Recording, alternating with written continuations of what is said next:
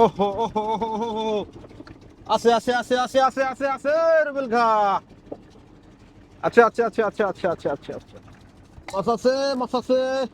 আরে এই মাছ তো ওই দিনে তুলে না আগে। নেবেন আপনারা? হ্যাঁ হ্যাঁ। তো দর্শক, আমরা হচ্ছে এই মাছগুলো পাইলাম।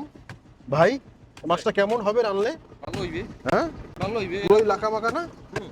তো এই দুইটা হচ্ছে জাতের মাছ, যে মাছ ওনারা ধরছে, এগুলো ধরছেন কি জাল দিয়া? ওই সাইনজাল দি। শাইন জাল না? এটা কি ইলিশের জাল নাকি?